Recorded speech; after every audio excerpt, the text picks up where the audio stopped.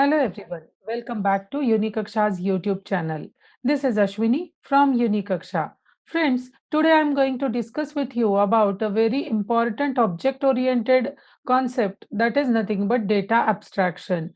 So today I am going to discuss with you about Java abstraction and we will along with the example, we will try to understand what exactly is the abstraction, how it can be done in Java, and we will learn about what exactly is the need of data abstraction. So abstraction is very much important because when we are going to uh, work with the data, then it is not always necessary to give complete data to everyone. So we have to hide some kind of data from the users, and the important data or required data is only shared. This is nothing but the data abstraction. Now in this video I'm going to explain you about the Java abstraction, how it can be done, and about the abstract classes and abstract methods. So along with the example, I'm going to explain you about how the abstraction can be achieved. So in this video, I'm going to explain you about what is abstraction, then abstract classes, abstract methods, and along with the example, we will see how abstraction can be achieved. And at the end of entire video, we will see that what kind of advantages abstraction is going to provide to the user. So let's get started and first understand what exactly is the meaning of abstraction. So abstraction basically is a process of hiding the implementation details and shows the functionality to the user. It means, as I told you, it is going to show only few kind of information or only limited data to the user. Abstraction in Java is used to manage the complexity. How the complexity and code reusability can be managed, that I will show you along with the example. So in other words, we can say that abstraction is a technique which is used in Java by which you can hide the data which is not required by the user. So it is going to hide the unwanted data and give only required data to the users. How it can be achieved, that we will see later. Now, whenever we use any kind of technology or any kind of concept, then the very first question comes in our mind, that is, what exactly are the real world examples of this particular technique, or where exactly it can be used. So here are two real world examples I have given, which shows you the abstraction. So one, that is ATM machine, and second, that is when you are going to share the SMS or mail to the your friends or your colleagues. So we will, these are nothing but the abstractions. Now for let's first understand the ATM machines example. So at the ATM machine, what we do is we just keep our card for performing the transaction. Now what happens, within fraction of seconds, when you enter your pin, if it is correct, then the transaction is getting started. But we don't bother about what exactly is going on inside the machine. We really don't think about what exactly is the process for completing the transaction, because as the end user, we just are eager to get our money or eager to complete the transaction which we are I mean, for which we are there with at the ATM center or ATM machine. So we are not going to bother about what kind of protocols are used, what kind of process is used, in which language the programs are written for performing all these actions correctly. So as the end user, we require only limited information, like the balance of our account, the transactions which we are doing, the SMS which we get after the transaction. We are totally focused on all these things. This is the first example of data abstraction. Now in the second example, same, that is when we share any SMS or mails, or when you do any kind of WhatsApp call to your friends or family or anyone, then at that time, within the fraction of seconds, the call is getting connected and you start conversation, or when you send any kind of SMS or mail, then within a small part of second, or we can say fraction of seconds, we get the confirmation that is mail has been sent, or we get the error message if the email ID is not correct, or if the number is not correct in case of SMS. But most of the times we get the positive reply, or we get the message that is message sent, or mail sent. Okay, so here also the same thing, that is we are not going to bother about what is exactly the internal process of this SMS transmission or the email transmission. We are not going to bother about what kind of protocols are involved in this complete transmission and how the data is getting transmitted to the destination. We are much worried about the confirmation message, that is the mail has been successfully sent. So as the end user, we don't require this kind of information. So this is nothing but the abstraction, that is hiding some kind of data from the user and giving them only required data. So this is the main use of the abstraction, and these are the real world examples of data abstraction. Now let's move further and understand how this abstraction can be achieved in Java. So abstraction can be achieved in two ways in Java. First, that is by using the abstract class, and the second by using the interfaces. So when you are going to use interfaces, then abstraction can be done 100%. So here in this video, I'm going to explain you about the abstract classes and abstract methods, and along with the example I will explain you about how this can be achieved. So let's move to the next slide. So here let's try to understand what exactly is the abstract class. So basically abstract class is nothing but it is a class which can be declared with the by using the keyword, that is abstract keyword. So the abstract class can include uh, abstract methods, that is the methods without implementation, and the second, that is the non-abstract methods, that is regular methods, where or it can be, it is going to add one or more abstract methods and some non-abstract methods or regular methods as well. So basically it is a class which is declared with the abstract keyword.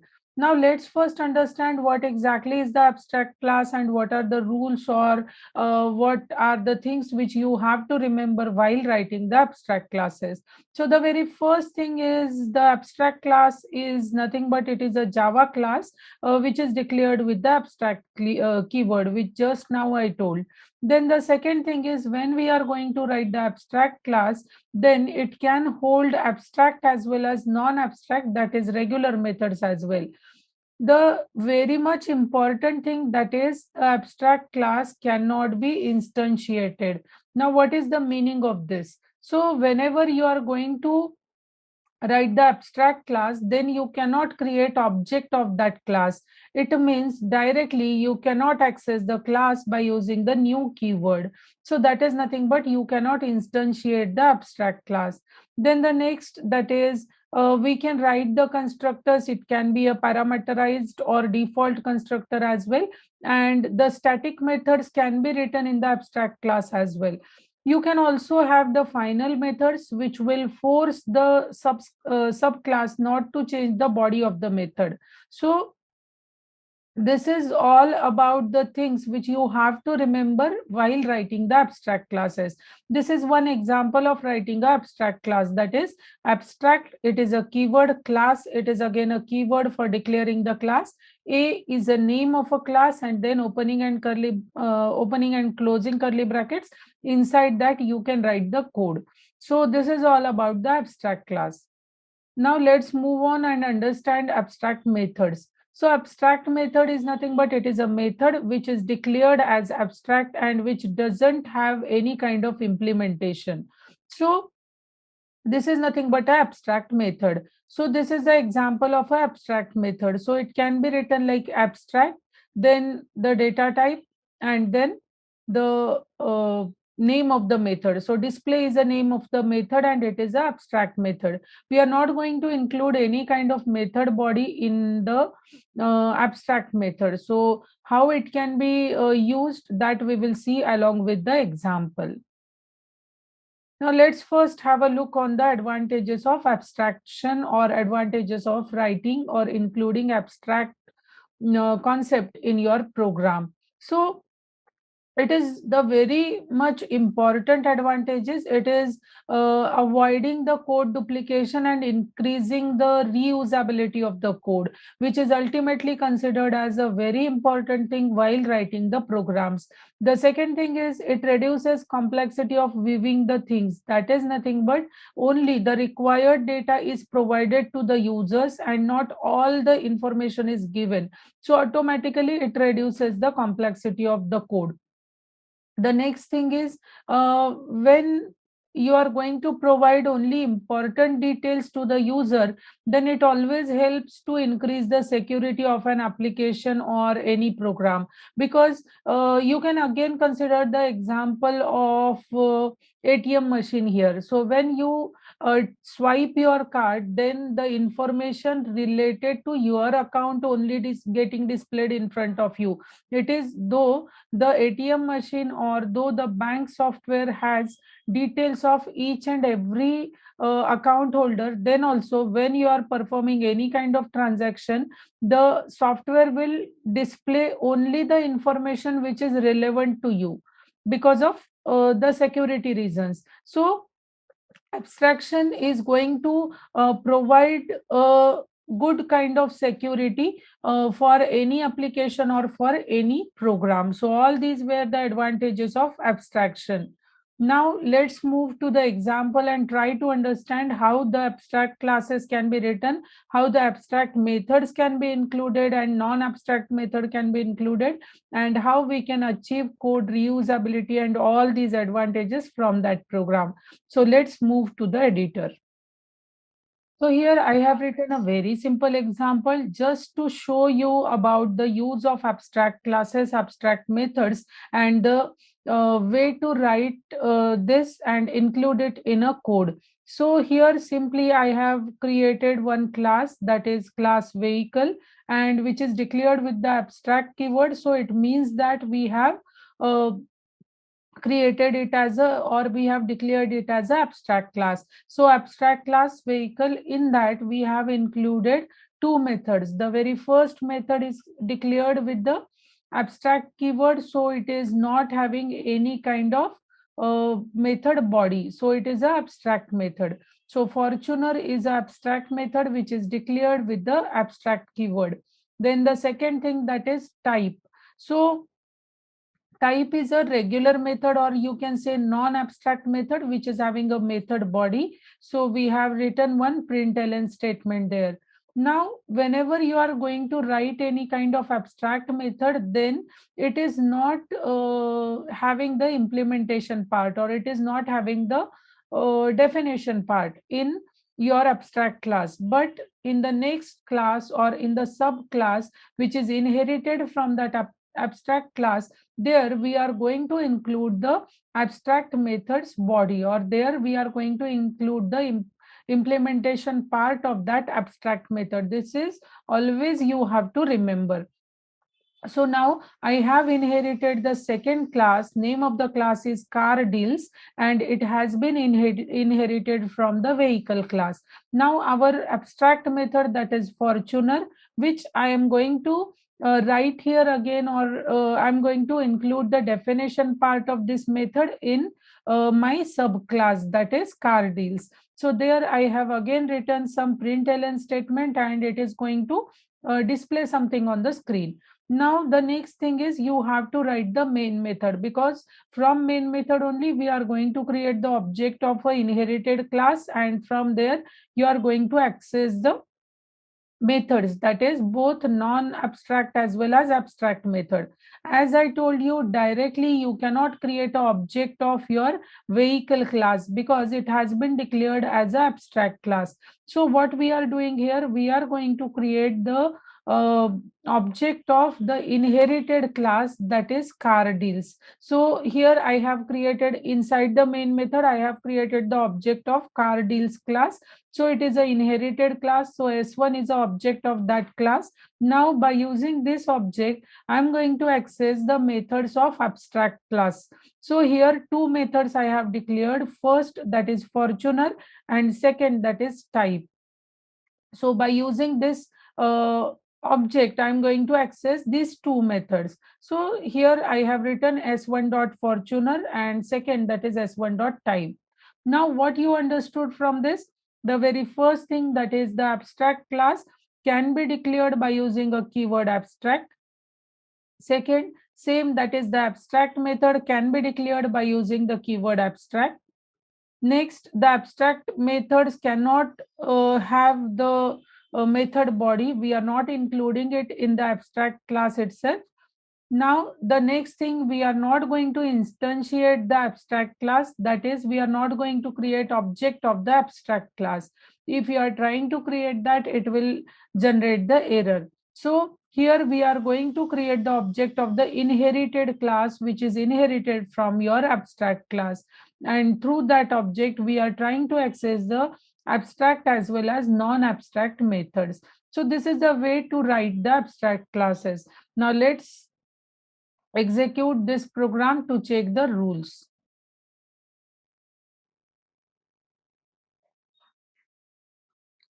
So here I have compiled and executed this program. So it is going to show me the result. That is, the first method is called, that is abstract method, where it is going to display the message from this particular definition part. That is, it is going to display Fortuner is my dream car.